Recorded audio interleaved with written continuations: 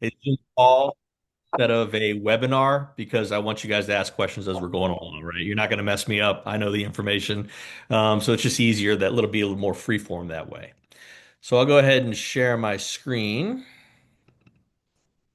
Alrighty. Let me hide where you guys can be down here. Okay. So let me reduce you. Hang on. Thanks. All right. Everybody can see? All right. Um, so this is fundamentals of food businesses. Like we said, cottage food law to full service.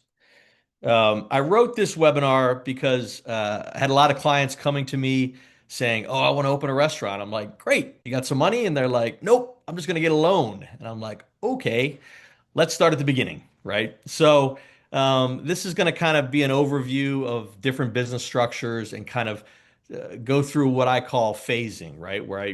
What's the lowest cost of entry to get into the market and how do we grow from there? So this is me.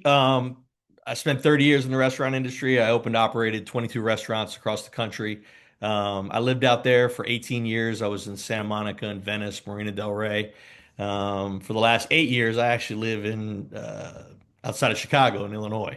So I still have clients there and here. Half my clients are split between the two. I work for with four different branches of the SBDC. Like Stephanie said, I've been since 2012. So I help everybody from hey, I've got an idea to hey, I've been in business a long time. Hey, I want to sell. I'm losing money. I'm making money. All the in between. So obviously, I've been around the block a bunch of times, and this is about my experience and how I can and help in those areas.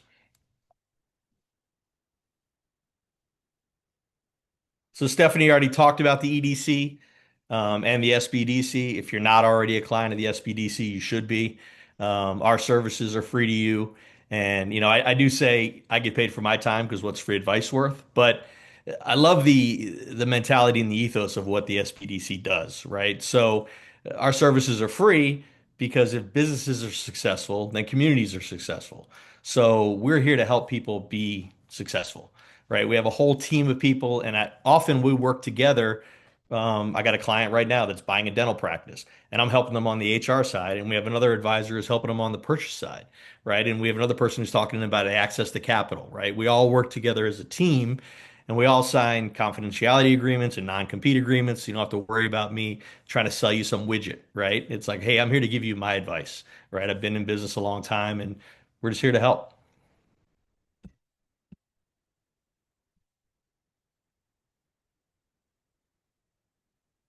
Keep scooting you guys away.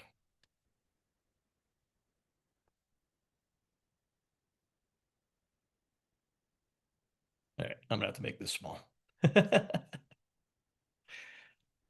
Stephanie, you let me know if anybody's got a question, okay?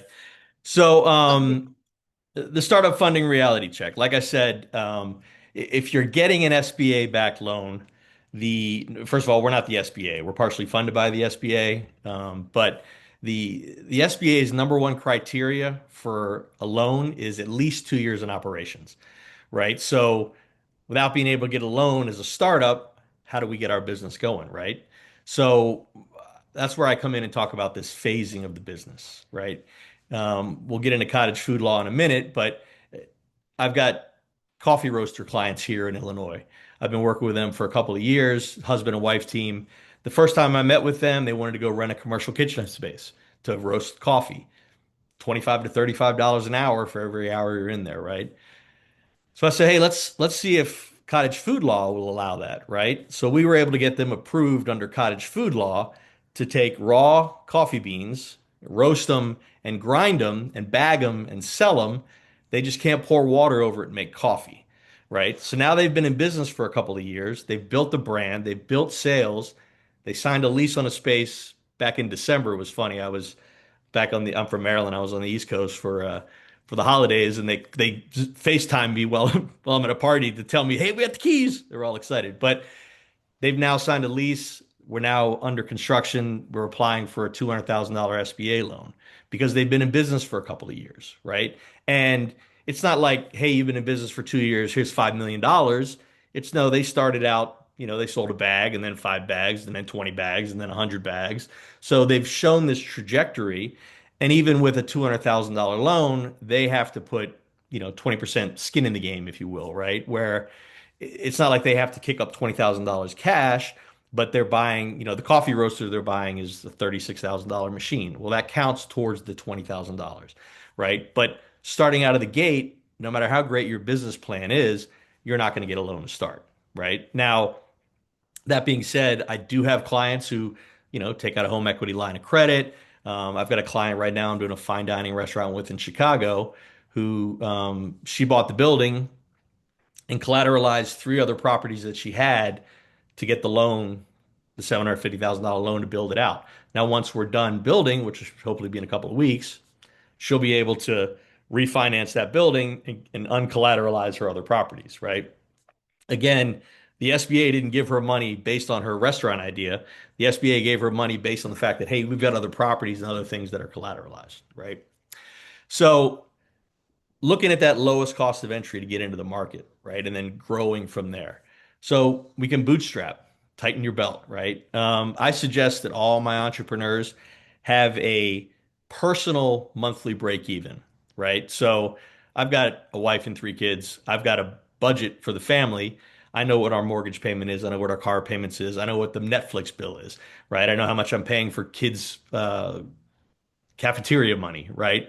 And I have a monthly break even every month, right? So I know how much money the family needs to make to stay afloat. Same thing that you want to think about as an entrepreneur. A lot of my clients start their side hustle that they want to be their dream, but they have to keep that day job, right? So helping to figure out, all right, how much money do we need to have coming in? Let's get that business to that point, right?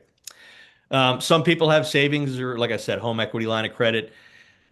Be careful. You don't want to have your business fail and then be homeless. So we want to think about those things and be thoughtful. Friends and family, sometimes, either personal loans or investing in the business. I do have some clients going that route, right? So cottage food law. Um, Many of you may have heard of this. This is all the things that we're going to talk about and all the things that we do in this webinar. They all go through the health department, right? You cannot do anything without the health department, right? Even gas stations who sell like bottled water are inspected and licensed by the health department, right? So we always start there.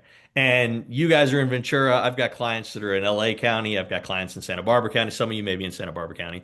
I've got clients in San Diego County, and I deal with multiple different, here I'm in Chicago, so I've got, 5 or 6 other health departments that I deal with. So I always say we go to the health department first. Let's ask them, okay, what are the things that we need? So the nice thing about cottage food law is it allows you to get your home kitchen certified for shelf stable products. Like I said, coffee beans are shelf stable, grounds are shelf stable. Pouring water over it, it is no longer shelf stable, right? It now will start to grow bacteria if you don't keep it refrigerated or hot, right? So cookies are a good example. I've got clients that do sourdough. I have a client that does vegan um, peanut butter stuffed dates dipped in chocolate that are shelf stable. Once they're done, they can sit on the shelf, right? So again, the nice thing about this is you're not paying for that kitchen space, right? You're working out of your home kitchen and you're able to utilize that space without paying 25 or $35 per hour, right? To start out. Some will allow, depending on your Ventura County, LA County, or Santa Barbara County, sometimes it will allow you to wholesale as well. So some require, okay, you can only sell direct to consumer, where you're going to go to a farm stand or something like that. Some allow where it's like you can, have a Class B license, which will allow you to sell directly to a customer. But I have some clients who like bake goods and then sell to an independent coffee shop who then turns around and sells those baked goods to somebody else, right? That's a wholesale license through a cottage food.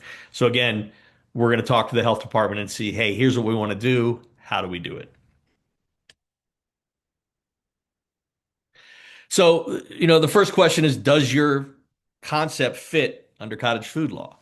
Right. And whenever I have a client come to me and say, hey, I've got an idea for food business. Great. Tell me the main 8 to 10 menu items that you're going to serve, right? We have this kind of core of what the business is, right? Like, hey, I'm doing empanadas, or hey, I'm doing hot dogs, or I'm doing barbecue, or I'm doing pizza. Okay, so what is the concept, or what is the idea? You'll go to a restaurant that'll have, 60 items on the menu. I think they're crazy. But the reality is that 80% of our sales is going to come from about 20% of our items. So let's focus on those core items that we believe people are going to be buying, right? So if you say, hey, I've got a client here that just opened a English pie company where they do like meat pies, right? Um, so obviously, cottage food law doesn't work for her. I wasn't going to have her say, "Oh, I wanted to do meat pies, but instead I'll do just cookies to get my business rolling," right? So then that's not the lowest cost of entry for her. We have to stay true to what it is you want to do and grow from there, right? But now if you said, "Hey, I want to do cookies and banana bread, and I'd also like to get into cheesecakes," okay, can we start with cookies and banana bread that can be cottage food law and grow into cheesecakes that require a commercial kitchen space, right? Because you can't do cheesecakes with cottage food law. As it says here, custards, meat fillings, those kind of things are not allowed. So the nice part about this again is that we're looking at how can we get our foot in the market and grow from there. Now there are some people that are very happy to be in cottage food law. You're capped at about $100,000 a year in sales, but hey, if that's a side hustle, who couldn't use an extra $100,000 a year in sales? That doesn't mean it's profit; it's 100,000 gross. But um, it's some people. It's not a stepping stone. Some people, it's hey, here's where I want to be, and this is where I'm happy. Great, I can help you do that. One of the things is that the labeling has to say made in a home kitchen. And if this was 10 or 15 years ago, I would think that, okay, well, people may frown on that, but it's become so normalized and everybody's looking for these artisanal, handmade products that made in a home kitchen is almost, a gold standard, if you will. It's a selling point. People like that it's not mass produced or processed, right? So here's some links. As Stephanie said, we're going to send you this, but these are the links for Ventura County, LA County, and Santa Barbara County health departments cottage food page, right? So again, looking there, if you're interested in doing this, if you're not already a client of the SBDC, become a client of the SBDC, and have them send you my way and get on my calendar, and we can run through all this stuff, right? So the links are there. This will be for you guys when it comes to you from the webinar. So there's another thing called micro enterprise home kitchen operation, or MICO. So this allows you to run a mini restaurant out of your private home. Okay. This allows perishable items. You can do barbecue. You can do pizza. I've got a client doing latkes, you got some caps. You're capped at 90 meals a week, 30 meals per day, and you're limited to $100,000 a year in sales again. Um, they may allow you to use your Miko as a commissary kitchen for a food truck, right? So we're going to talk about a commissary kitchen later on, but these again are some lower cost entry items. This isn't currently available in Ventura County. So the state law in California approved it. LA County brought it on last year, and I've got 2 or 3 clients that are doing it there. And Santa Barbara County has Miko, but Ventura County does not currently have Miko. So if you talk to Ventura, you could ask them, hey, is this in the pipeline? Is it coming on? If not, then okay, then that's not your lowest point of entry. Was there a question, Stephanie? There was, but you answered it. Oh, okay. Um, Great. Any other questions on Miko? Unfortunately, not currently in Ventura County, but approved in the state of California. So I got a client right now that had a restaurant for 25 years that we ended up closing a couple of years ago. And he's now gotten back in. He's got a Miko. He lives in LA County, and he's doing, putting up a menu. Hey, here's the 5 meals I'm doing this week. People order by Monday. He goes and shops, cooks, and delivers everybody on Wednesday. Again, he's capped at 90 meals per week, but at $15, $20 a head, that is a nice revenue stream while he's thinking about other opportunities, right? Again, this may be an opportunity where someone says, "Hey, I've got a full-time job, but I want to run a barbecue place on Friday and Saturday night, and I've capped at 30 people, but I'm charging them $30 a head." Well, that's $900 in sales, $1,800 on the weekend. That's about $100,000 at the end of the year, right? So I got a full-time job and then I come barbecue on Friday and Saturday night and I got some extra money, right? So looking at all these different opportunities and where you want to be and how you want to grow. So then move into commercial kitchen spaces. So a shared kitchen space, again, approved by the health department to operate as a shared kitchen space. Now, Ventura County allows restaurants to operate as a shared permanent food facility, right? So you can go to the health department with approval of a restaurant and get approved to work out of their kitchen. Santa Barbara County allows restaurants, churches, nonprofits, and schools to operate as a shared or community kitchen. LA County does not allow restaurants to operate this way, right? So this can be good if you have a restaurant. Hey, I'm open lunch and dinner. I'm not open in the mornings. Okay, I want to have somebody come in and pay me $500 a month rent to come in here and make their cheesecakes in the mornings when I'm not here. A nice way for the restaurant to make a little extra money. Again, a lower cost entry for a client coming into the market. Okay. But again, always checking with the health department. What is allowed? What can we do?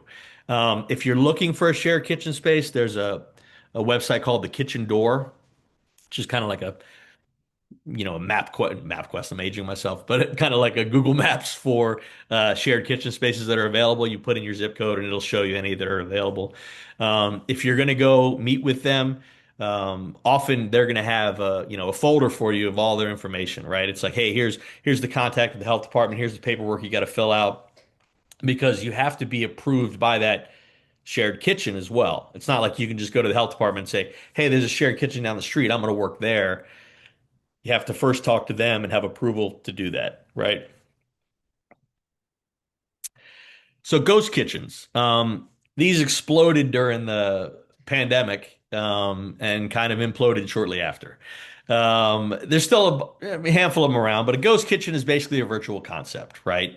So Mr. Beast Burger was one of these. I think they're gone now, but where people could, the website would send someone you didn't know that, hey, it was Denny's that was making your Mr. Beast burger, right? And it was getting picked up by Uber Eats or DoorDash and getting delivered, right? So again, some people want to operate in this way rather than getting into their own brick and mortar. They'd be working out of a commercial kitchen space, a shared kitchen, whether it's, you know, a ghost kitchen could be, hey, I've got a French bistro, but I also want to run a grilled cheese concept. Well, I don't want to run the grilled cheese concept or the burger concept out of my French bistro that everybody knows. Here's an online presence with a completely different name with a website, and Uber Eats and DoorDash picks up, and nobody ever knows where it is, right? So there's an opportunity to add another, revenue stream. Now, if you're doing that, it's under your existing health permit. You don't really need any extra, approval from the health department. I would let them know you're doing it, but it's not as somebody else coming in and having to be licensed with the health department to operate out of your kitchen, or it's an operator who's working out of a shared kitchen. Now, the interesting thing about that is if you're trying to do a ghost kitchen concept, you have to be in the shared kitchen during meal times, right? So, not like my client who, hey, everybody orders by Monday, he shops on Tuesday and prepares and delivers on Wednesday. You have to be there at noon if somebody's ordering something from you because they're ordering on demand, right? So, you got to think about that when the hours that you have to book for that shared kitchen space, right? Um, All right, so then mobile food operations. So some people believe that a food truck, I'll just buy a food truck and I'll park it in my driveway and I'll stop at Costco and I'll go sell. That's not the reality, right? The reality is that a food truck, a food cart, a food trailer all have to have a commissary kitchen as a home, right? So the way it works is that hey, I've got an agreement with this commissary kitchen. I'm paying them $2,000 a month to park my truck there. Inside, I've got, walk-in cooler space. I've got cook line. I'm sharing it with other people. I have to book the time that I'm going to be there. But the way it works is you go into that shared kitchen space, you prep, you make your sauces, you do your things, you load everything onto the truck, you go out and you're on the truck all day. Now you can still be cooking and making things in your truck during the day, but at the end of the day, you have to go back to that commissary kitchen and unload that food truck. Everything, food can't stay in a food truck overnight, right? It needs to be loaded back into the walk-in coolers, back into the dry goods, those kind of things. Is there a question, Stephanie? Yes, it looks like Elena asked, I was told I needed to have a food cart to sell at a farmer's market. Is that the farmer's market requirement or health department requirement? So the health the health department is going to approve you to sell at the farmers market. Wait, are you in Ventura County, LA County, Santa Barbara? Ventura County. Ventura County. Okay. So it may be just the health department, and I mean, it may just be the farmers market. And farmers markets are very strict, and they, often have a lot more people that want to sell at them than they're allowing sell at them. So they may have a requirement that says you have to do that. Now, if you're, what is it you're trying to sell?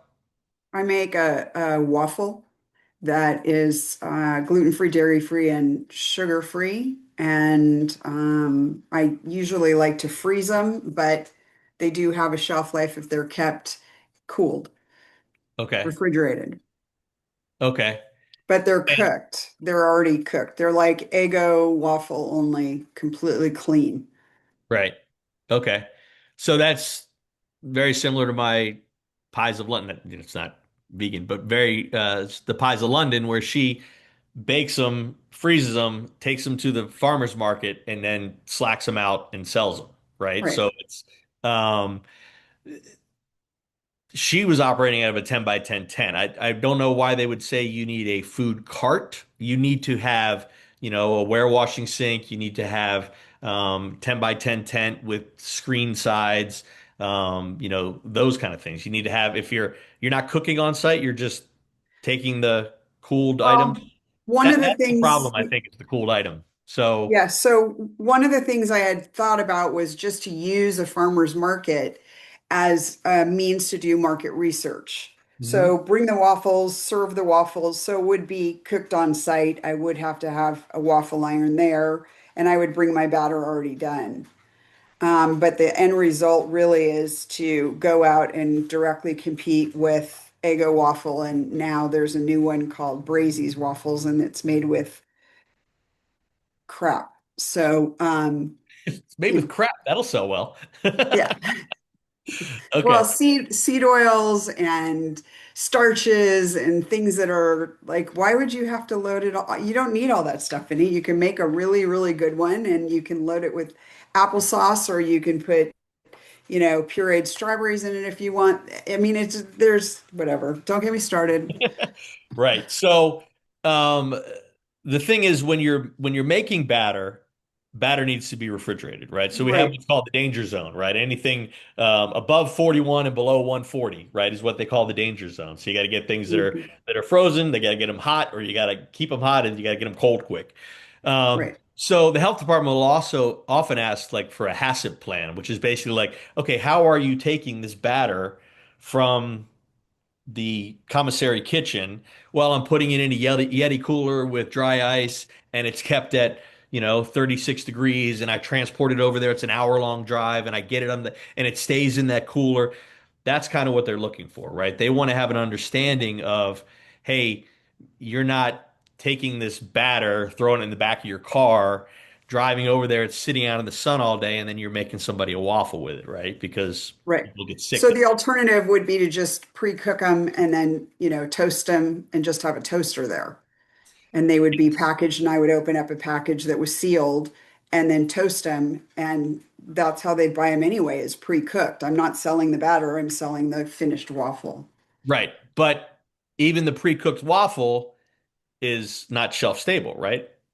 It would need to either be refrigerated or frozen. Yeah.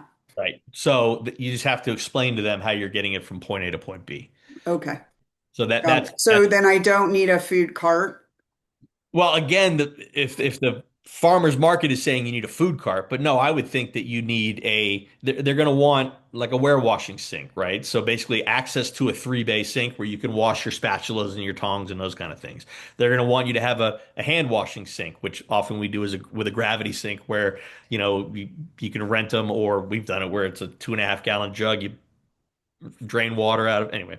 I'll get in the weeds on that stuff too. But there's requirements that they're going to have. So I would talk to them about your product and how you want to serve it and ask them how to do it, right? Or, meet with Talk me, to who? Talk to the the health health department. Health department? department. Always Okay. start with the health department, right? Okay, The health good. department That's trumps, what I thought. yeah, the Because health this was department this trumps the was farmer's market, right? Now the okay, good. farmer's market, if the health department says this is what we want you to do, and the farmer's market says, well, we also want you to do this, it's the farmer's market's farmer's market. They can do what they want, right? Right, But they can't say, hey, you can sell here without the health department. We don't care because right. then they're going to lose their farmer's market. So yeah, always start with the health department. Contact Ventura County Health Department. Hey, listen, I'm doing a waffle product. I'd like to, make them ahead of time, package them, keep them refrigerated or frozen, and then sell them at farmers markets. What do I need to do? Okay. Yeah, I because have the forms. yeah, Okay. a 10 by 10 tent with some folding tables is way cheaper than getting into a stainless steel cart. Got it. Yeah. Okay. Thank you. All right. Any other questions on mobile? And it's interesting. I put food truck and food trailer up here, and I've got clients that argue both ways on it. Like, oh, well, if you have a food trailer, then if the truck breaks down, you just get a different truck to tow it. But if you ever watch Great Food Truck Race, it's like, yeah, you guys are in LA or Santa Barbara. How are you maneuvering this truck and trailer from, hey, I was here for lunch, hey, I'm going here for dinner, right? So, two different opportunities. Okay, so then getting into what we call brick and mortar locations, right? We call it a brick and mortar because it's not moving anywhere, right? Again, approved by the health department. A quick service restaurant, Panera, Chipotle, any of these kind of places where you go in, you order at the counter. They're either going to call you to come and get your food, or you're going to get a buzzer or whatever the way they're doing it, right? They're often going to have limited table seating. A lot of their sales are often going to be to go. People are ordering that food and they're taking it home or they're taking it to their office or whatever. Um, the the plus of this, if your concept works in quick service, is that it's a smaller footprint, right? It takes fewer. You can do a quick service restaurant in 1,000, 1,500 square feet, and rent is paid by the square foot. So if you're in a 3,000 square foot space at $4 a square foot, that's 12 grand a month, right? If you're in the same $4 a square foot in 1,000 square foot space, that's $4,000 a month. And in one of my other webinars, we'll talk about occupancy costs, but generally, I want my clients' occupancy costs to be 10% or less of their monthly sales. So if you're signing a $4,000 a month rent, I want you doing at least $40,000 a month in sales, right? As opposed to if you're signing a $12,000 a month rent, you got to be doing 120. Okay. So that's what kind of draws people to the quick service model. Some argue that it takes fewer employees, Um, it's negligible. One or two bodies is the big deal. But again, does your concept work in quick service? Or then a full service restaurant, right? So there are some concepts that only work in full service. I've got a client that's a Brazilian steakhouse where they come out and they slice the meat at your table. You can't do that in a quick service. You can't do that in a food truck, right? That has to be in a full service restaurant. So often, again, it's a brick and mortar location approved by the health department. They're going to need more square foot, most likely, right? Because the tables and chairs and take up more space. You often have a host who's seating people. You often have a full bar.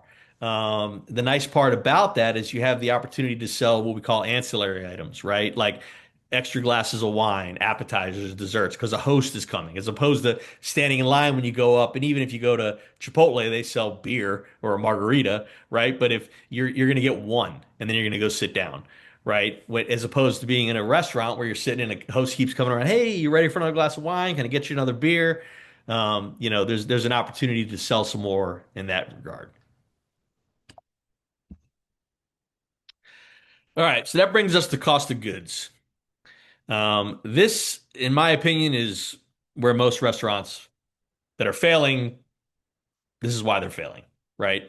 You have to understand your cost of goods, and you have to be checking them on a regular basis, if not quarterly, if not monthly, at least quarterly, right? If you look at the news over the last year or two, proteins have gone up 10 or 15%. Eggs have gone through the roof, right? So if you costed your menu item out 2 years ago, I got a client that does barbecue, and they costed their menu out a couple years ago and didn't change the prices.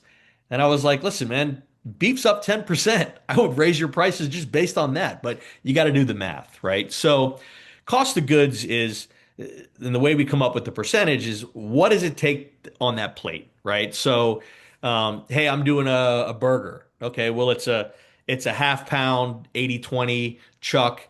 It's a brioche bun. It's one slice of Tillamook cheddar cheese. It's two slices of 4x5 tomato. It's one slice of iceberg lettuce.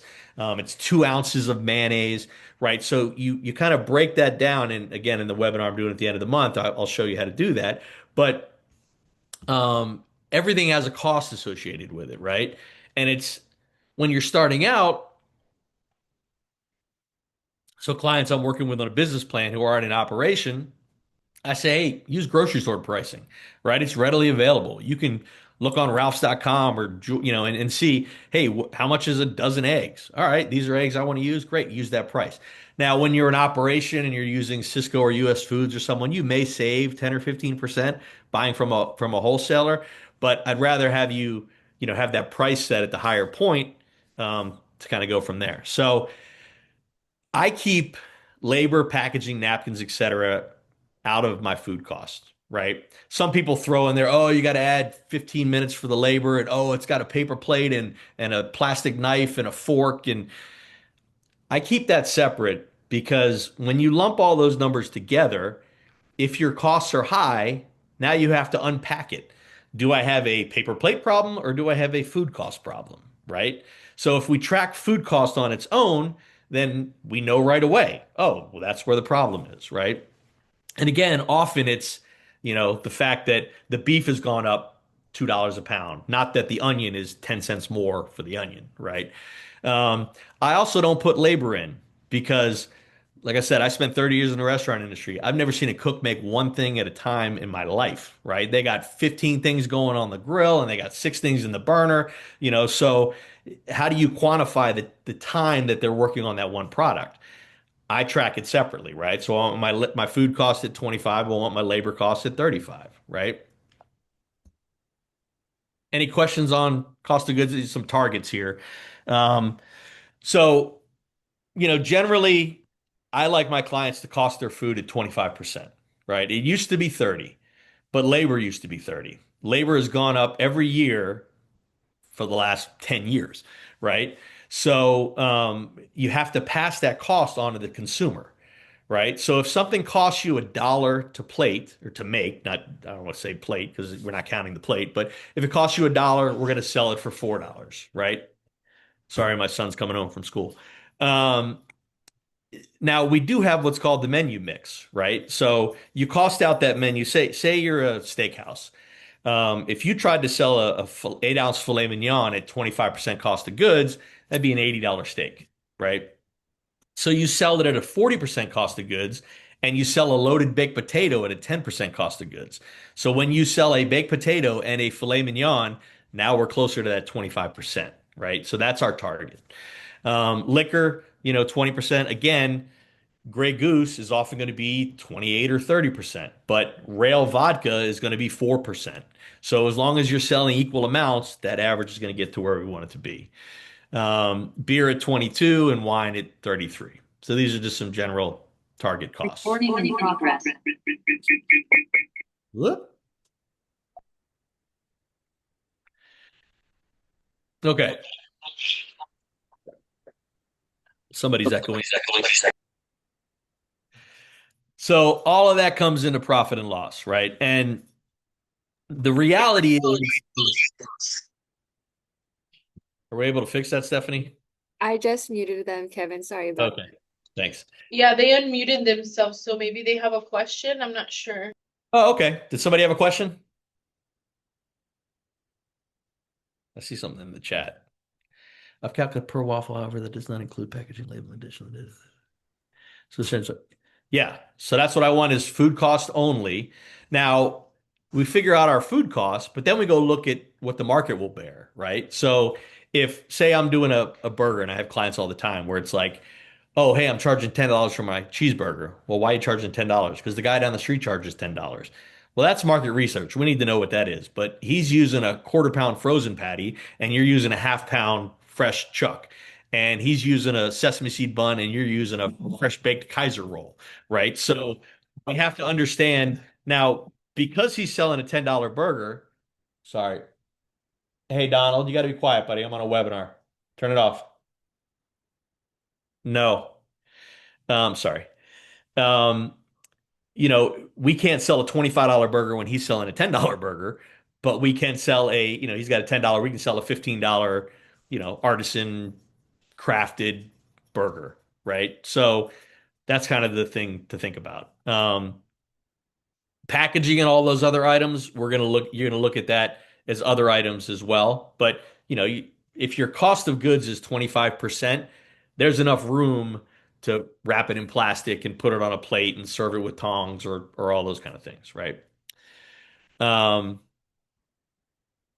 so I hope that answered that question. All right. So when we talk about profit and loss, the reality is that the margins in a restaurant are razor thin.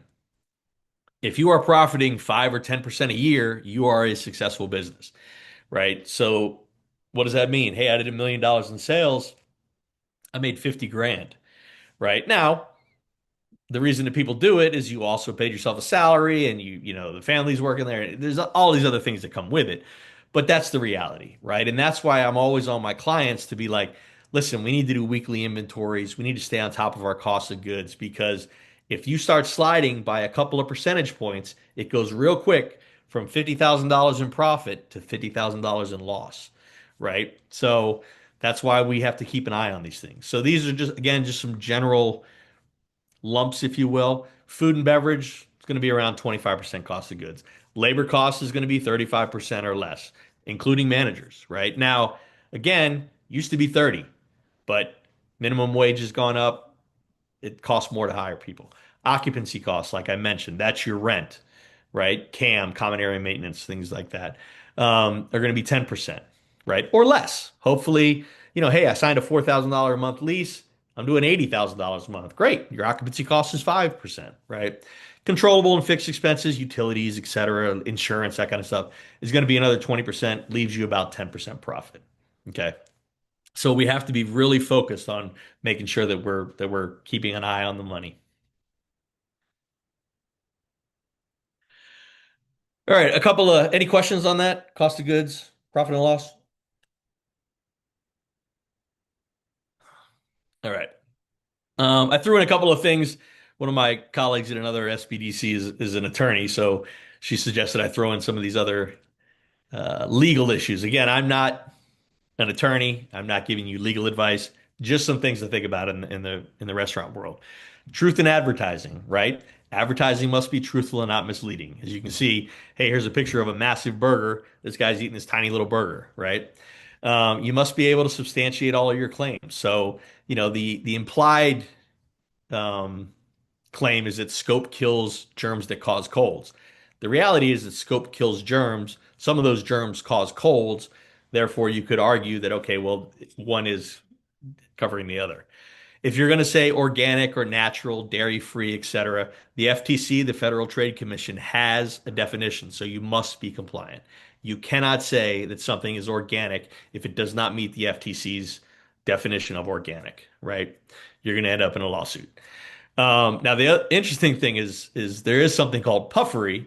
So if no reasonable person believes it, then it's fine. So you can say we've got the best chili in the world, and nobody can sue you saying you don't have the best chili in the world, right? It's obviously you're just boasting. It's puffery. ADA compliance for websites. So in California, if you are purely e-commerce, if you don't have a brick and mortar location, then there isn't an ADA issue. But I put this in here because I just heard of a restaurant getting hit on this where they've got a brick and mortar and their website They just got served with a lawsuit because their website doesn't have a blind reader on it, right? Um, there are some ADA, Americans with Disabilities Act issues that you have to make sure that you're compliant of. There's a link here, and again, you guys are going to get this webinar. Take a look at it. If you have a brick and mortar and you're having a website, you have to make sure that you are compliant. Okay. Now, again, this is just California. If you're also operating in Nevada or something else, you got to check each state the same way you check each health department. Okay. So, intellectual property. This is always interesting. And again, attorney friend said, "Hey, put this in here." I'm like, "Okay." Um, so copyrights, pictures, photographs, some of these things, you can copyright things. Recipes, the ingredient list is not protected, but a procedure could be protected. Hey, I've figured out a way to make a pizza on a stick. Okay. My mindset is like, hey, if you created Velcro, then yeah, protect it. But if you say, well, I've got a world famous burger meat recipe, okay. I don't know that I'd spend a lot of money ensuring and fighting for that, right? The example I use for this is that back in 2010, my cousin opened a poke restaurant in Venice Beach. I helped him do it. He lived like 5 years in California, in Hawaii, moved back to California, and they opened this little window there at Venice Beach. Pretty much one of the first poke restaurants in the continental U.S. Now you can't swing a dead cat without hitting a poke restaurant, right? So he hired a staff, had everybody sign, confidentiality agreements, had a manager who was had a client come up and was emailing himself data from the POS system, went with this other person, opened a food truck with the exact same menu in the exact same order with the exact same ingredients. Like it was like, didn't even try to change what they were doing. So obviously, my cousin and his wife, who own the company, slam dunk. We are absolutely right. We are suing this person, right? Long story short, 2 years and $200,000 in legal fees later, they won a $37,000 judgment, and the person had to change the name of the food truck. So I'm of the mindset if you can keep the attorneys away, let's keep the attorneys away. Let's focus on growing our market share so we don't care about those kind of things. But if this is something that interests you, here's some information about it, right? So that's kind of my 2 cents on it, right? I'm not worried about somebody stealing your chili recipe, right? Give good service and do your chili better than anybody else. All righty. Any questions? I know that was a lot, but it's kind of a brief overview of all this stuff. So, and I can stop the share here to see everybody if we want to chit chat. I can go back if we need. So, any questions that you want to bring up to the group, you're welcome to bring up here. Anything that you feel like, hey, I need to meet more privately on. If you're already a client of the SBDC, talk to Jocelyn, have her put you in touch with me to get on my calendar. If you're not, sign up with Jocelyn, have her get on my calendar, right? So you have to be a client of the SBDC to meet with us. But our services are free, and I'm here to help you with your, yes, Elena. Do I absolutely have to write a business plan? No. Here's my thought on business plans, right? Often it's think about the audience. Who are you writing the business plan for? Like I've already told you, the SBA is not going to give you a loan based on your idea. But writing a business plan often helps us organize our thoughts. If you have a business partner, I do suggest it because it makes sure that we're both on the same page. Hey, we putting down on paper, this is our vision for what we're doing and where we're growing and how we're going. Um, when the pandemic hit, I had clients, everybody was shut down, everybody was freaking out. I said, listen, if you have a business plan, go back and read it and see if there was something that you started 10 years ago and hey, maybe now's the time to think about that. Don't sit down and write one. You're in business, right? So a business plan is basically for you at this phase. Um, Mhm. but putting together your cost of goods, your staffing needs, your startup costs, all of that stuff is so important. I have people tell me all the time, "Hey, I think it's going to cost me 100 to $200,000 to do this." I'm like, "That's 100% difference, right? You have to be able to say it's going to be $187,000, and here's where it all goes." So that's important, more so than writing a formal business plan. And a business plan used to be 50 or 60 pages. Now it's 10, 12 pages and some financial projections and startup costs, right? So if you have the time and it's a good way to get your thoughts out on paper, then it makes sense. If you're going to be talking to, if you're going to sign a lease on a space, you're going to need a business plan. Landlord wants to see a business plan, right? They want to see that, hey, this person has an idea about what they're doing. Farmers market's not going to ask you for a business plan. Health department's not Yeah. going to ask you for a business plan, right? So, um, you know, it's up to you. Often I have my clients put together a lot of these kind of systems, if you will, prior to opening, right? Because you're never going to have as much time as you do now. Once you're an operating business, your time is gone, right? So you're never going to go back really, unless it's like, well, now I got to write a business plan because I have an opportunity to get a loan, or a grant or something like that. So again, it's up to you whether it's of value or not. Okay. Is it better to, I mean, I get the whole idea of, the organizing. I've written business plans before, but what occurs to me is how to start this and how to get it out. I mean, I live in a small town in Ventura, and there's a lot of people who already know about them, but not enough for me to call it a business because I have a couple of chefs that have tried them. We've worked on different flavors, but getting it out there, and then obviously the ultimate goal is to replace the Eggo waffle because it's not healthy, right? So is it better to write a business plan with the long-term goal, or is it better to just do the short term over the next year? This is what I can foresee, and this is how much it's going to cost. In the regards to what you're saying, you may want to put together a pitch deck as opposed to a business plan. Are you looking for investors or you're looking to explain the product? So the best way to explain the product is, like you said, shaking hands and kissing babies, right? I'm at a farmer's Right. market. I'm talking to people. I'm putting my product in your hand. Hey, yeah, this is, allergen free and blah, blah, blah. Here's how I make it. Here's the ingredients. That's why this stands out. Now, obviously, that's cumbersome, right? Like you're only one person, you have to train and teach other people. So if that's going to be the growth plan that, hey, I'm going to send street teams out to multiple farmers markets, setting up booths everywhere, and I can only be in one, then I need training materials so that they understand the vision of my business the same way that I do, right? But if you're going to go to, you know, uh, Ralph's or something and say, hey, will you carry my product? They're not going to say, well, let me see your business plan. They're going to say, "Let me taste your product. Let me know what's in it. Let me see what your sales are. Let me see what your market spend is. Let me see, do you have is there, awareness in the community? Are people asking for this product?" That's what I always did in the restaurant business. People are like, "Hey, carry my vodka." I haven't seen a billboard. Nobody's talking about it. I'm not picking up 50 different products just because of that, right?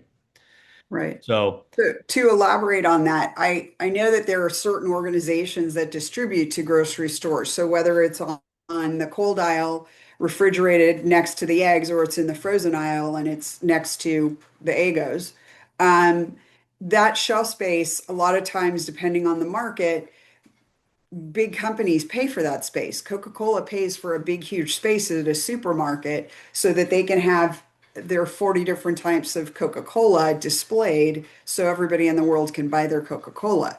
right. That kind of competition, I can't compete with right now at the level that I'm at. And I'm wondering, is there a way to bypass the distribution, the traditional distribution organizations?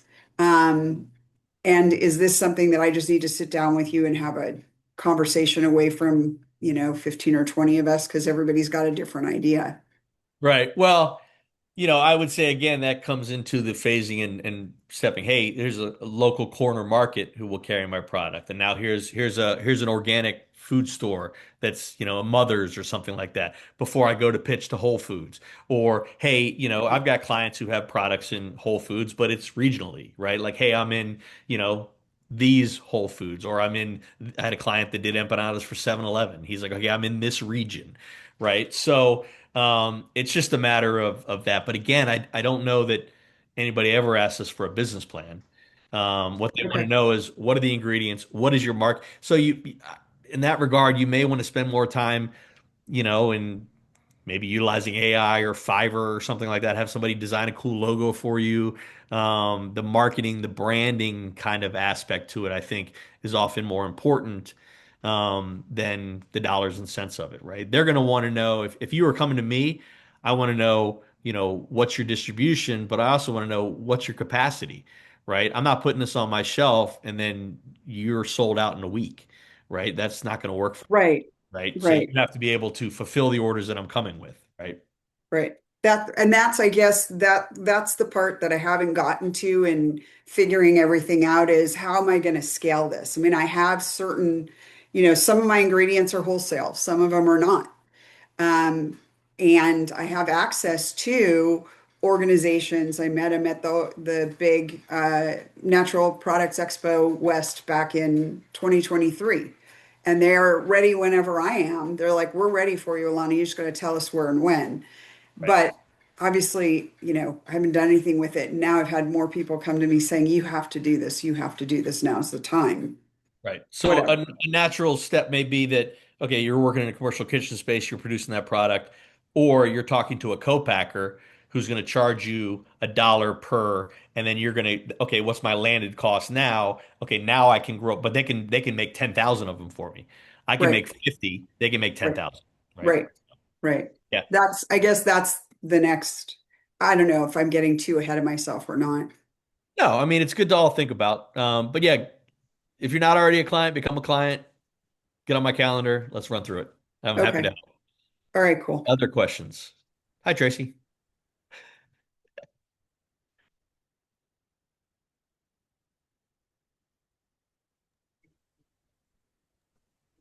Yeah, I do have a question, please. Sure. Of course. So I'm looking into the food trailer food truck concept.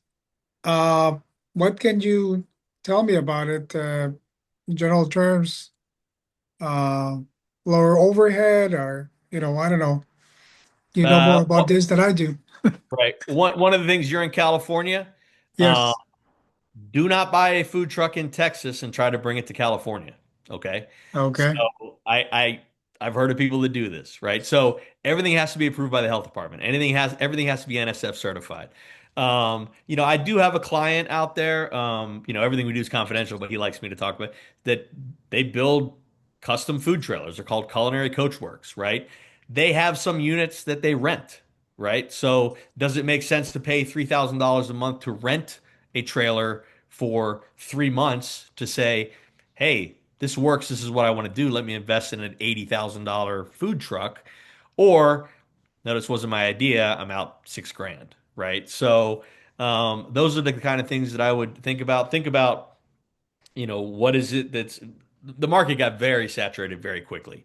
But again, there's still a good way to make money. I've got a client that started with taco trucks. They opened a brick and mortar in Simi Valley coming up on 2 years ago now. And they've actually found that they're kind of parking the food trucks unless they're doing a private event or a catering or something like that because a lot of the food truck meetups, the promoters got involved and it's $200 a truck to be here and we want 10% of sales. And they're like, at the end of the day, there's 15 trucks there. We do $1,000 in sales. Our cost of goods is 250. We pay them 200 plus 10%. After labor, we made $50. Like, why are we doing that? Hmm. So when you're thinking about the idea, think about the startup cost and see and think about where you can go do it. Like I know Santa Barbara's cracking down. Like everybody was in the funk zone parking, and I had clients that were brick and mortar restaurants that were freaking out, like they're parking this taco truck in front of my restaurant. They're driving me nuts. Um, Make sure you have a location that you can do it. And does it work better? I don't know what your concept is. Does it fit better to start as a farmer's market concept where it's like, hey, I'm here on a Saturday. I got my 10 by 10. It cost me $3,000 to set my booth up as opposed to 30 grand or 100 grand, Hmm. right? So, but I would start with the menu. What is it you want to sell? And I always start with the menu because the menu drives our equipment needs, right? So, hey, I'm doing, quesadillas. All right, well, we need a lot of flat top space. Hey, I'm doing all French fries. Well, you need multiple fryers, right? So you think about those things as opposed to, hey, here's what the food truck has. What can I make in it, right? So that'd be my thought. Okay. Yeah, I'll probably get an appointment with you so we can discuss it a little bit more. please do. We're here to help. Thank you. And it's just so you know, it's not like one and done. I tell clients right away, like, listen, we're here to, I've got clients that have been in business for years that I still meet with, where it's like, hey, here's what happened last week. Here, I got this big event coming up. Can you help me with this? What are your thoughts on that? How many people's, I got a catering for 300 people. What would you do? So it's all part of us helping you be successful. And I don't want clients to think like, well, I got 1 hour with you. How much information can I get out of you in an hour? Right? It's like, no, let's work on your individual situation. Thank you. Yeah.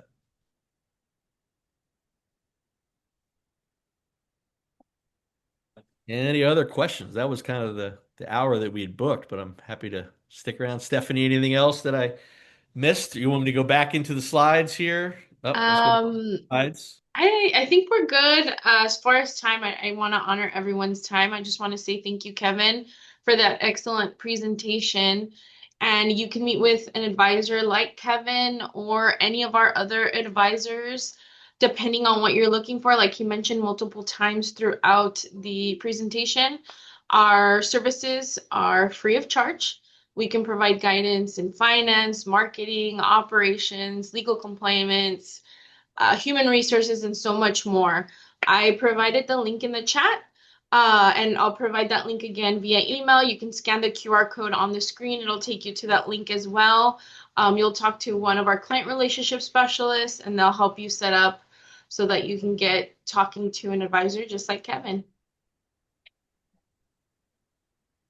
Okay. Fantastic. Thank Great. you All very right. Well, thank much. you guys Thank so you, much. Kevin. Thank Wait, you Thank you, all. everybody. before Bye, we everyone. before we head out, Stephanie, someone is asking where the recording will be available.